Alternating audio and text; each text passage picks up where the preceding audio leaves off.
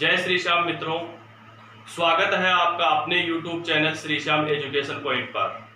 अगर आप चैनल पे नए हैं तो चैनल को प्लीज सब्सक्राइब कर लें और अपने दोस्तों को जितना हो सके उतना शेयर करें, ताकि लॉकडाउन के इस समय में जो अन्य विद्यार्थी जो पढ़ नहीं पा रहे हैं वो भी इस वीडियो के माध्यम से घर बैठे कुछ ज्ञान प्राप्त कर सकें। इससे पहले हम 7 अध्याय है वो पढ़ चुके हैं।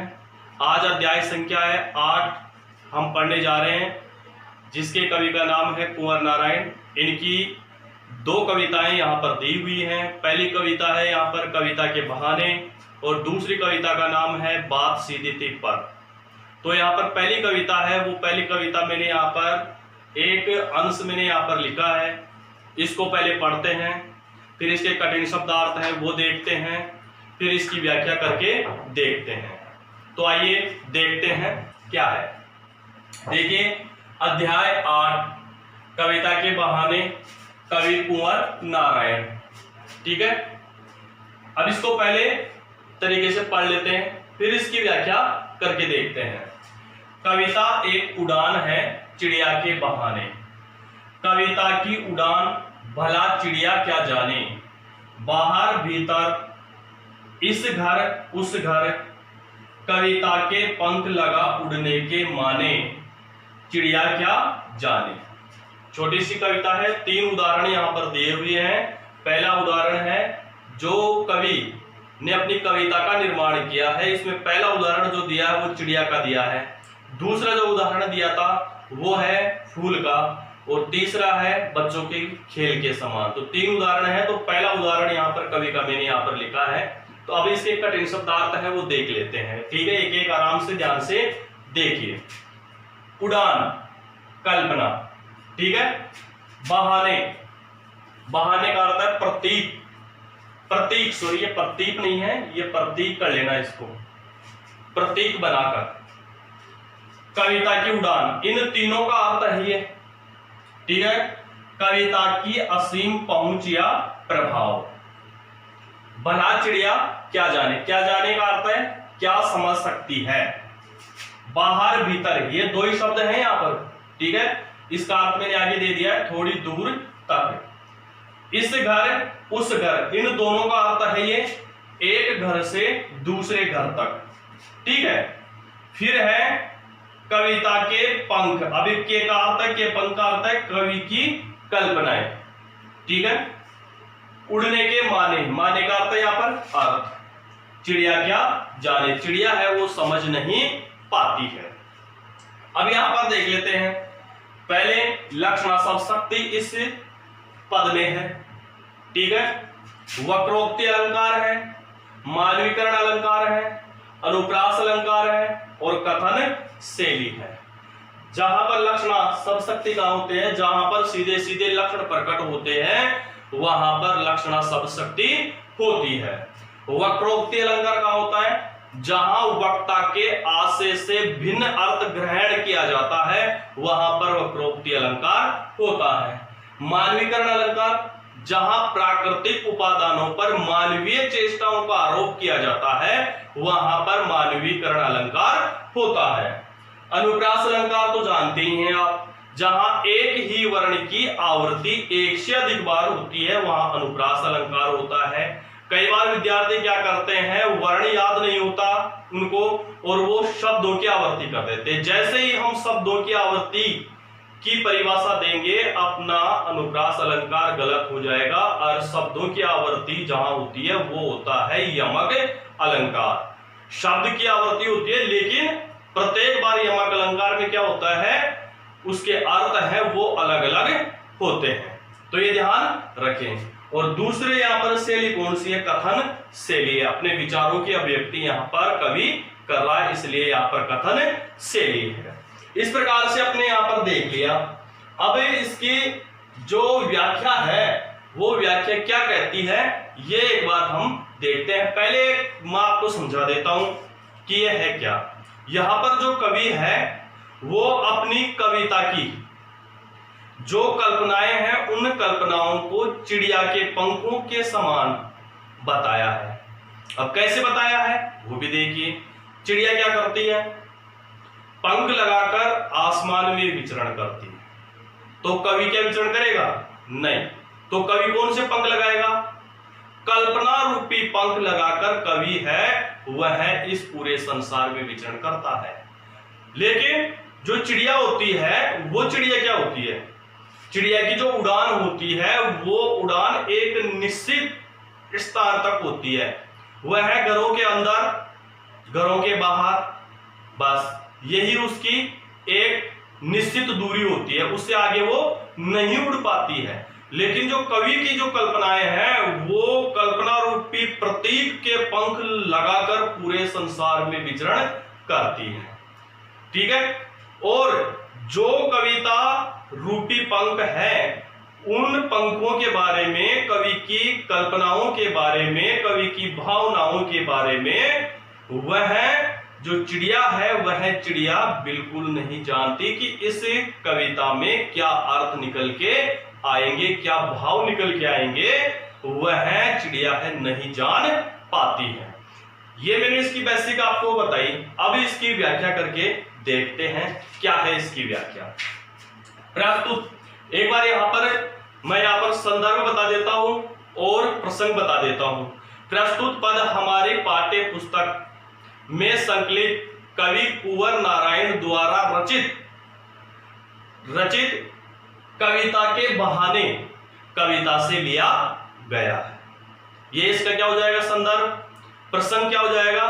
प्रस्तुत पद में कवि अपने मन की भावनाएं, मन की जो भावनाएं हैं उन भावनाओं को चिड़िया के पंखों के प्रतीक के रूप में बनाकर अपनी कल्पनाओं की अभिव्यक्ति कर रहे हैं। यह इसका क्या हो जाएगा? प्रसंग हो जाएगा। अब इसकी व्याख्या देखते हैं। कविता एक उड़ान है चिड़िया के बहाने।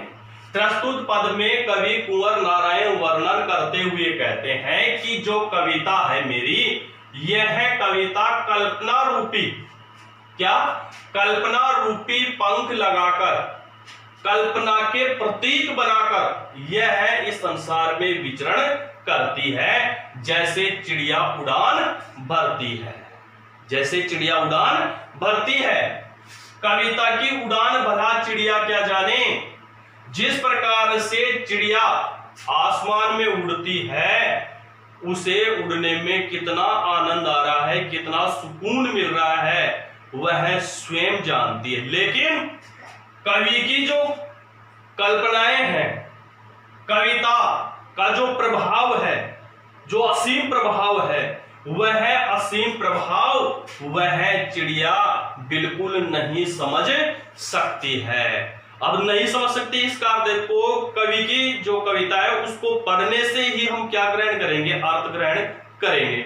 ठीक है। बाहर भीतर चिड़िया होती है, उसका स्थान निश्चित होता है, वह घरों के बाहर भीतर का मतलब चिड़िया है वह थोड़ी दूर तक ही क्या करती है? उड़ान भरती है। इस घर उस घर, एक घर से लेकर दूसरे घर तक वह घरों के अंदर और बाहर ही एक निश्चित दूरी तक उड़ती है। लेकिन जो कविता है यह कविता निश्चित दूरी तक उड़ान नहीं भरती है, यह निश्चित दूरी तक उड़ान नहीं भरती है। तो कविता के पंख लगा उड़ने के माने। इस प्रकार से कवि की जो कल्पनाएं हैं यह कल्पनाएं पंख लगाकर, क्या? पंख लगाकर यह इस संपूर्ण संसार में उड़ती है और उसके अलग अलग अर्थ ग्रहण किए जाते हैं। चिड़िया क्या जाने। इस प्रकार से कवि की जो कल्पनाएं हैं यह कल्पनाएं पूरे संसार में विचरण कर रही हैं। उस अर्थ को, उस भाव को वह चिड़िया बिल्कुल नहीं समझ पाती है। इस प्रकार से हमने यह पहले पद की व्याख्या देखी है, जिसमें उदाहरण किसका दिया था? चिड़िया। ठीक है। अब दूसरा पद है उसकी व्याख्या देखते हैं। आगे देखिए दूसरा पद। कविता एक खिलना है फूलों के बहाने। कविता का खिलना भला फूल क्या जाने, बाहर भीतर इस घर उस घर, बिना मुरझाए महकने के माने, फूल क्या जाने। ये पद को पढ़ा है। अब इसके कटे शब्दार्थ देख लेते हैं। कविता एक खिलना, खिलना के यहाँ पर दो अर्थ लिए गए हैं, ध्यान सुनना। फूल का खिलना, फूल खिलता है, ठीक है। दूसरा कविता भी तो खिलेगी ना, कविता का आनंदमय प्रभाव, ठीक है। फूलों के बहाने, भला फूल क्या जाने, बाहर भीतर, सीमित स्थान, ठीक है। सीमित स्थान किसके रूप में आएगा, मैं यहां पर लिख देता हूं, फूल के लिए। सीमित स्थान किसका होता है, फूल। फूल होता है वो निश्चित स्थान तक ही अपनी सुगंध बिखेरता है, उससे आगे नहीं बिखेरता, ठीक है। इसलिए सीमित स्थान किसके लिए हो जाएगा, फूल के लिए, क्योंकि उदाहरण सारे किसके आ रहे हैं, फूल के आ रहे हैं, ठीक है। पूरा सर्वत्र, सर्वत्र का अर्थ होता है चारों ओर। कविता के पक्ष में, कविता है वो पूरे संसार में सुगंध बिखेरती है। सुगंध किससे, भावों से, ठीक है। इस घर उस घर, अपने देश में और विदेशों में, पूरे वर्ल्ड में, ठीक है। बिना मुरझाए, मुरझाए का अर्थ है सदा एक जैसा आनंद देते रहना, ठीक है। महकने, दो अर्थ है यहां पर। फूल के पक्ष में हो जाएगा सुगंध बिखेरना, खुशबू बिखेरना, ठीक है। और कविता के पक्ष में क्या हो जाएगा, आनंदित करना या प्रभावित करना, ठीक है। अनुप्रास अलंकार है, यमक है, डेफिनेशन बताई हुई है। व्यक्तिरेख की डेफिनेशन है, जहां उपमान को उपमेय से श्रेष्ठ बताया जाए, वहां पर क्या होता है, व्यक्तिरेख अलंकार होता है। मैं बात कर रहा हूं उपमान की, नहीं कि उपमेय की, ठीक है। तो जहां उपमान को उपमेय से श्रेष्ठ बताया जाता है, वहां पर व्यक्तिरेख अलंकार होता है। अब इसको देखते हैं। पहले मैं इसकी व्याख्या वैसे बता देता हूं। यहां पर जो कवि है वह फूल के माध्यम से अपने इस कविता का वर्णन कर रहा है। जिस प्रकार से एक फूल होता है, वह फूल क्या करता है, बाग में खिलता है, लेकिन जो उस फूल की जो सुगंध है, वह सुगंध एक निश्चित स्थान तक ही रहती है। क्या तक रहती है, एक निश्चित स्थान तक रहती है। अगर उस फूल को हम तोड़कर अपने घर ले आए, तो वह जो फूल है सिर्फ कुछ समय के लिए वह अपने घर को आनंदित कर सकता है, खुशबू बिखेर सकता है, सुगंध बिखेर सकता है। कब तक, जब तक वह मुरझाता नहीं है। जैसे ही वह फूल मुरझा जाएगा, उस फूल से सुगंध आना भी बंद हो जाएगी, ठीक है। लेकिन कवि की जो कविता है, यह कविता जब फूल के समान खिलती है, जैसे फूल खिलता है वैसे कवि की जो कविता है वो भी खिलती है।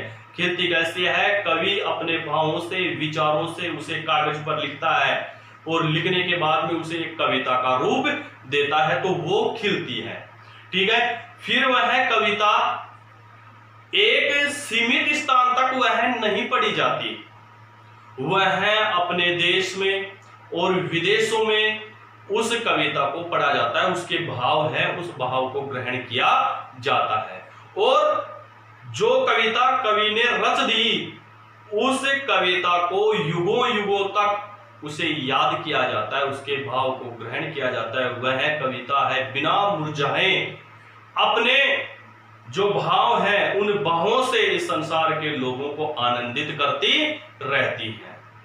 तो ये उदाहरण था इसका। अब देखते हैं इसकी व्याख्या क्या है। प्रस्तुत पद में कवि कुंवर नारायण वर्णन करते हुए कहते हैं कि जिस प्रकार से एक फूल खिलता है, एक फूल विकसित होता है, उसी प्रकार से मेरी जो कविता का आनंदमय प्रभाव है, वह आनंदमय प्रभाव भी फूल के समान ही होता है। फूल के समान कैसे होता है, फूल में क्या निकलती है, सुगंध, वैसे कविता में प्रभाव क्या बनेगा उससे, भाव का, ठीक है। कविता का खिलना भला फूल क्या जाने। इस प्रकार से मेरी कविता में जो आनंद मिल रहा है, उस आनंद को वह फूल है, वह फूल नहीं समझ पाता है कि कविता के भाव क्या निकल के आ रहे हैं, उसमें आनंद कैसा मिल रहा है, वह फूल नहीं जानता है। फूल सिर्फ अपनी सुगंध बिखेरना जानता है, पल्लवित होना जानता है।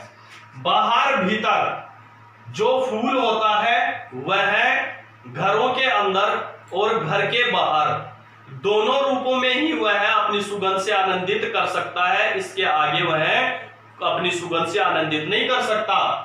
इसलिए फूल का जो स्थान होता है वह सीमित होता है, लेकिन मेरी कविता का जो आनंद है, प्रभाव है, सुगंध है, वह चारों ओर होता है। मेरा कविता का जो प्रभाव है, मेरी कविता का प्रभाव वह चारों ओर रहता है, होता है।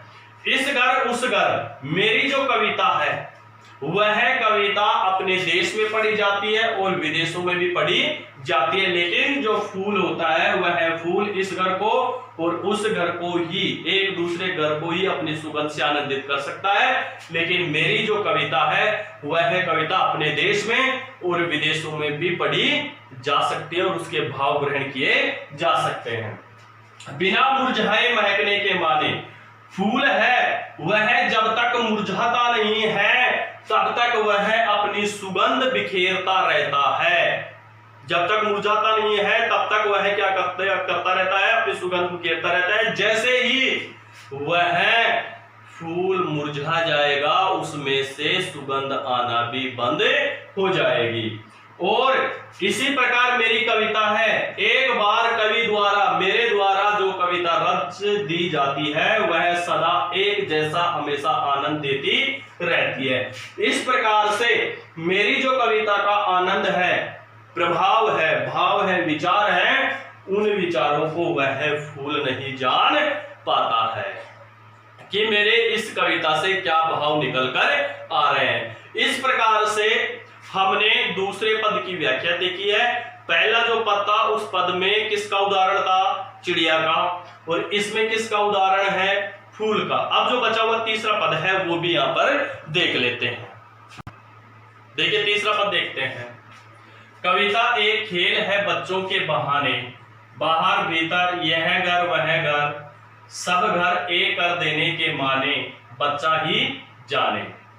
अब यहां पर यह घर वह घर सभी घरों में, ठीक है, एक कर देने, कर और दे देख लेना है इसमें, एक कर देने के माने, भेदभाव मिटा देना, बच्चा ही जाने, बच्चा ही समझ पाता है।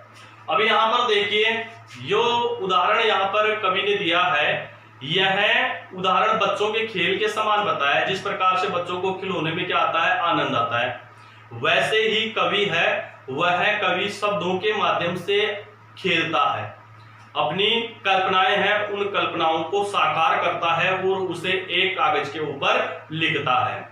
जिस प्रकार से बच्चे हैं अपने प्राय का भेदभाव मिटाकर सभी घरों में समान रूप से विचरण करते हैं और लोगों के बीच में जो मनमुटाव होते हैं उन मनमुटाव को वह क्या कर देते हैं, दूर कर देते हैं। आपस में दो परिवारों के बीच में संघर्ष हो जाए तो बच्चे एक घर से दूसरे घर में चले जाते हैं, बच्चे अबोध होते हैं, उनको पता नहीं होता, लेकिन फिर भी क्या हो जाते हैं, उन दोनों परिवारों की नजदीकियां वापस बढ़ जाती हैं। ऐसे ही जो कवि की जो कविता है, यह कविता भी पूरे विश्व में एकता और भाईचारा का संदेश देती है। तो ये इसकी मैंने मौखिक आपको बताई है। अब इसकी व्याख्या देख लेते हैं। कविता एक खेल है बच्चों के बहाने। जिस प्रकार से बच्चे खिलौनों के माध्यम से खेलते हैं और खिलौनों में आनंद, खुशी महसूस करते हैं, उसी प्रकार से मैं भी कविता है उस कविता को एक खेल, शब्दों के खेल के माध्यम से अपने मन की भावनाएं प्रकट करता हूं। बाहर भीतर जिस प्रकार से बच्चे हैं घरों के अंदर और घरों के बाहर दोनों रूपों में समान रूप से खेलते हैं, उसी प्रकार से मेरी कविता है घर के अंदर और घर के बाहर पढ़ी जा सकती है। यह घर वह घर, जिस प्रकार से बच्चे हैं सभी घरों में समान रूप से क्या करते हैं, विचरण करते हैं, उसी प्रकार से मेरी कविता है, यह मेरी कविता भी सभी घरों में समान रूप से पढ़ी जाती है, समान रूप से इसका अर्थ ग्रहण किया जाता है। सब घर एक कर देने के माने, जिस प्रकार से एक बच्चा सभी परिवार के लोगों के आपस में भेदभाव मिटा देता है, उनकी दूरियां दूर कर देता है। क्यों? क्योंकि उसे क्या गा रहा है, खेलने में आनंद आ रहा है। उसी प्रकार से मेरी जो कविता है यह कविता भी लोगों की जो दूरियां हैं उन दूरियों को दूर कर देती है, आपस में सहयोग और भाईचारा का संदेश देती है। बच्चा ही जाने उस आनंद को जो उसे खेल में आ रहा है, उस आनंद को वह बच्चा ही समझ पाता है कि उसे कितना सुकून मिल रहा है। उसी प्रकार से मेरी कविता में मुझे कितना आनंद आ रहा है, वह आनंद मैं स्वयं ही समझ पाता हूं। इन बाहों को फिर लोग हैं, वह लोग अपने मन के अनुसार अलग अलग ग्रहण करते हैं। इस प्रकार से हमने इसकी व्याख्या देखी है। इस व्याख्या को अलग अलग 3 उदाहरणों के माध्यम से कवि ने यहाँ पर प्रस्तुत किया है। पहला जो उदाहरण था वह चिड़िया का था, दूसरा जो उदाहरण था वो फूल का था, और तीसरा जो उदाहरण है वह बच्चे के खेल का था। इस प्रकार से हमने इसकी व्याख्या देखी है। वीडियो अगर आपको अच्छा लगे तो लाइक जरूर करें और शेयर करना न भूलें। जय श्री श्याम मित्रों।